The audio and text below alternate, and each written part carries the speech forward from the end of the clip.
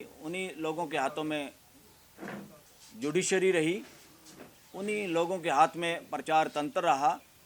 इन्होंने लोगों के दिमाग में डाल दिया ये रिजर्वेशन बहुत गलत चीज़ है और इसमें योग्य लोगों की बजाय बिना योग्यता के लोग आ जाते हैं और दूसरों का हक मारा जाता है। ये दुष्प्रचार करके इस देश के बहुजन समाज को भी गुमराह करने की कोशिश की लगातार होता रहा देश में।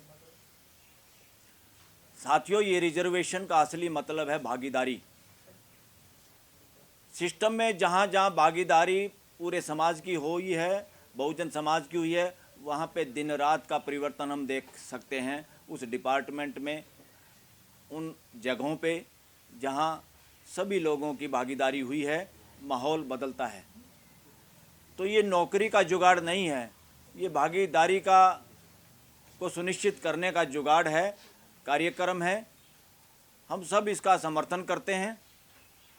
और अब ये जितने भी तौर तरीके हैं, बहुत सारे चोर दरवाजे अभी भी निकाले हुए हैं और उसमें कहीं ना कहीं देश की जुडिशरी भी शामिल रही है। अगर सुप्रीम कोर्ट के जजमेंट्स जितने भी रिजर्वेशन पे हैं, अगर उनका एम्पायरिकल स्टडी हो, शोध हो, उस शोध में सरेआम निकल के ये आता है कि कहीं ना कहीं किसी बाइस्ड मानसिकता के साथ फैसले लिए गए, झुकाव हुआ।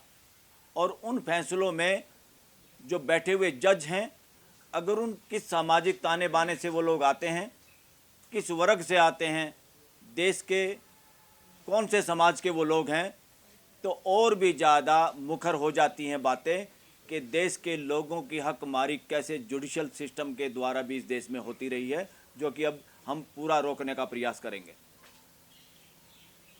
साथियों, पार्लियामेंट में तो लोग पहुंच जाते हैं रिजर्वेशन की वजह से, जहां SC ST के लिए रिजर्वेशन है, नुमाइंदे पहुंच जाते हैं। और ज़्यादातर नुमाइंदे इस तरह के होते हैं जो एक तरह से बिल्कुल नपुंसकता का काम करते हैं, अपने समाज की वो आवाज़ बुलंद नहीं कर सकते।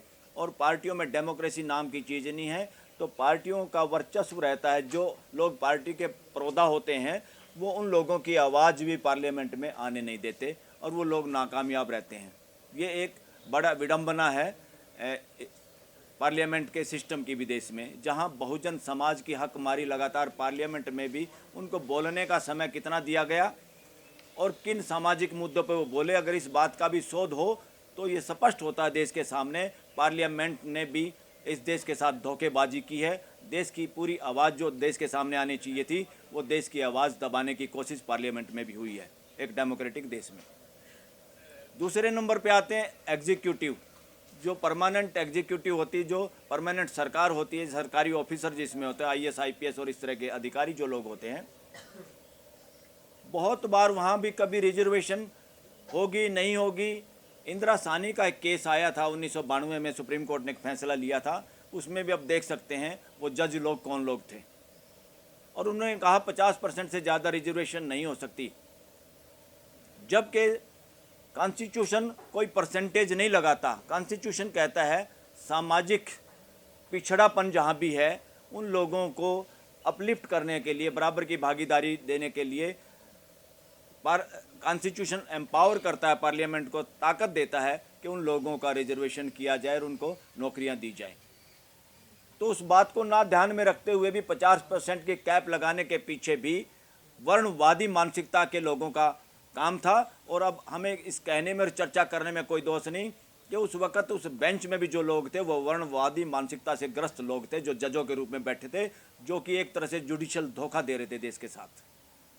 धीरे धीरे माहौल बना, प्रेशर बना और रिजर्वेशन साउथ इंडिया में, खासतौर पर तमिलनाडु ने, जो 50% से भी आगे बढ़ाने का काम किया। बार बार अगर सुप्रीम कोर्ट के फैसलों को देखें और डिफरेंट हाई कोर्ट के फैसलों को देखें, तो ज़्यादातर की कोशिश यही रही कैसे इन पार्लियामेंट हो चाहे विधानसभाएं हो, उनके बनाए हुए कानूनों को कैसे डाइल्यूट किया जाए, कमज़ोर किया जाए, नेस्तानबूद किया जाए। तो क्या करें भाई ऐसी जुडिशरी का काम है कॉन्स्टिट्यूशन की रखवाली करना और कॉन्स्टिट्यूशन के आधार पे देश को दिशा देने वाले लोगों को दिशा दिखाना, चाहे वो पार्लियामेंट हो, चाहे सरकारी ऑफिसर्स हो, कोई भी हो।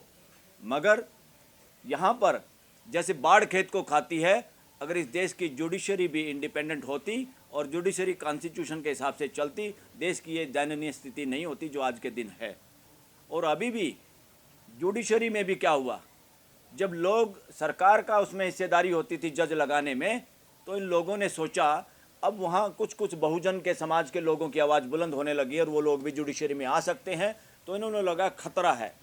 तो फिर एक केस डलता है, डलवाया जाता है और उस पर एक फैसला आता है, और कैसे कैसे जजों ने अपने हाथ में ही जज लगाने की पावर ले ली, जो दुनिया के किसी भी देश में नहीं है। उसके बावजूद भी देखा गया कि पूरे देश में चंद परिवारों के कुछ खास लोग हैं, पूरे गिनती के लोग हैं, जो बार बार, जैसे पॉलिटिक्स में भी बाप के मरने के बाद या बेटे को अपनी हायरार्की में वहाँ से इलेक्शन लड़ाना, ये तो होता रहता है, पर वहाँ तो जनता की भागीदारी होती है, वो हरा भी देते हैं।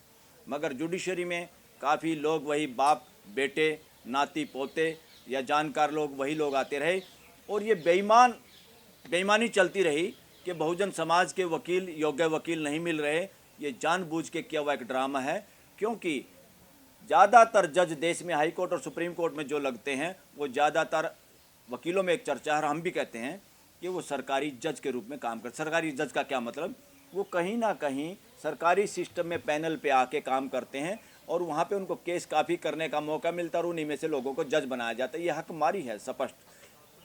जज बनाने के लिए ईमानदारी कोई पैरामीटर नहीं है कि सबसे पहली अगर कोई जज बनाने के लिए योग्यता है वो सिर्फ और सिर्फ ईमानदारी होनी चाहिए। अब साथियों, सुप्रीम कोर्ट का भी सारी जजमेंट्स को देखने का भी कोई केंद्र, कोई यूनिवर्सिटी ऐसा काम नहीं करती जो जजमेंट को देख के ये कहे कि सुप्रीम कोर्ट कॉन्स्टिट्यूशन के हिसाब से चलिए, कॉन्स्टिट्यूशन को लागू करवाने के लिए सरकारों पे अंकुश लगाया है। बहुत सारे कानून ऐसे बना दिए गए जहाँ जुडिशरी कमज़ोर हो गई देश की। वो सारे के सारे ट्राइब्यूनल और कमीशन जितने हैं, चाहे ह्यूमन राइट कमीशन जितने भी हैं, उनमें रिटायर्ड जजों की अपॉइंटमेंट पक्की कर दी। ये रिश्वत है जुडिशरी को। ऐसे काले कानून देश से धराशायी हो जाने चाहिए थे और किसी भी पार्टी ने अभी इस पर कदम नहीं उठाया। ये कम से कम पार्लियामेंट में चर्चा होती रही कि जजों के रिटायरमेंट से पहले के दिए हुए फैसले और रिटायरमेंट के बाद उनकी जॉब की सुनिश्चितता की गारंटी देते हैं, और इस तरह से ऐसे फैसले देश में आते हैं। इससे देश कमज़ोर होता है और संविधान कमज़ोर होता है। साथियों, देश में दो कानून सबसे ज़्यादा खतरनाक आज के दिन हैं, यूएपीए और पीएमएलए। ऐसे कानून पार्लियामेंट में पहली बात तो बनने ही नहीं चाहिए थे। पार्लियामेंट के क्वेश्चन मार्क है कि वहाँ के हमारे जो पार्लियामेंटेरियन हैं वो लोगों के हकों के प्रति या संविधान के प्रति उनको ज्ञान है कि नहीं है। दूसरा, देश की जुडिशरी पे क्वेश्चन मार्क है कि इतने काले कानून जो right to life and liberty को भी जेलों की सलाखों के अंदर बंद करते हैं और लोगों को जमानत नहीं मिलती, इससे साबित होता है कि कैसे जुडिशरी भी पंगु बनी रही। अब जाके कुछ जजों ने बोलना शुरू किया और देश के चीफ जस्टिस ने भी कहा कि डिस्ट्रिक्ट जुडिशरी को भी कहा डरने की क्या जरूरत है, क्यों जमानत नहीं देते लोगों को।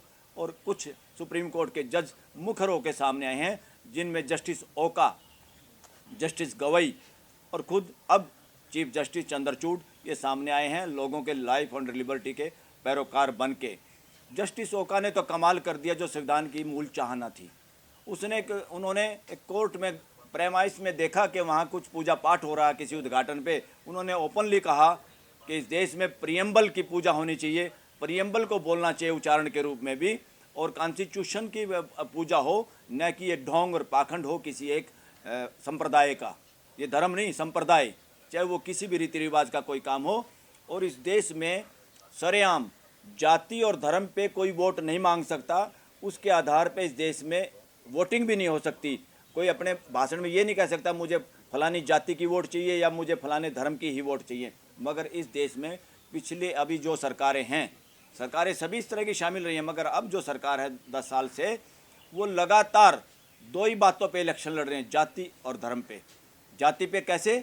क्योंकि एक प्राइम मिनिस्टर को अपनी खुद की जाति को जुगाड़बाजी से ओबीसी में शामिल करवाया, और ये देश के साथ धोखा है कि ताकि देश जाति के आधार पे उनके फेवर में वोट कर दे, और इसका इस्तेमाल भी किया और इसके वजह से वोटें हुई भी इस देश में, इस धोखेबाजी से।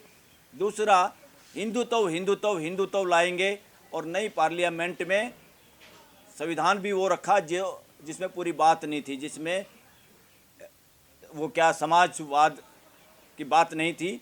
और इवन एक लठ रखा गया, लठ, यानी इस तरह से पुलिस स्टेट बनाया गया कि लठ से देश को चलाएंगे, और लठ रखा गया। और एक ही संप्रदाय के लोगों के साथ बुला के पूजा पाठ करवाया गया, जो कि असंवैधानिक था। वो सुप्रीम कोर्ट या किसी भी हाई कोर्ट में इसको इंटरफेयर करना ही चाहिए था और हमेशा करना चाहिए। सुप्रीम कोर्ट, हाई कोर्ट के पास इतनी पावर है, वो कोई भी काम पे इमीडिएट, हमारे से ज़्यादा मजबूत तो पाकिस्तान की सुप्रीम कोर्ट है, जो चीफ प्राइम मिनिस्टर को बुलाती है और जेल में ठोकती है गलत काम करने से। लुटियन जोन, जिसको समाज के लोग, देश के लोग लूट जोन कहने लगे हैं, इतना नज़दीक उसके बीच में हाई कोर्ट है, सुप्रीम कोर्ट है, और वहाँ उनकी नाक के नीचे कोई गड़बड़ हो और अखबार में खबर आए और देश में जाति धर्म का जहर फैलाया जाए, कुछ लोगों के साथ न्याय नहीं किया जाए, कुछ लोगों के घर बिना कार्रवाई के बुलडोज किए जाएं, तो कहीं पे गरीब लोगों की बहन बेटियों को रेप हो जाए तो रात को बिना माँ बाप के जलाया जाए, इस तरह का जो कार्यक्रम देश में चल रहा है ये असंवैधानिक है। और हाई कोर्ट और सुप्रीम कोर्ट का सुओ मोटो एक्शन नहीं लेना, इससे अपने आप पता चलता है कि बहुजन समाज के लोग हाई कोर्ट और सुप्रीम कोर्ट में नहीं है, इसीलिए ये स्थिति है। जितना हाई कोर्ट और सुप्रीम कोर्ट कमज़ोर होता है, देश में उतनी ही तानाशाही बढ़ती है और उसका रिजल्ट हम सब के सामने है।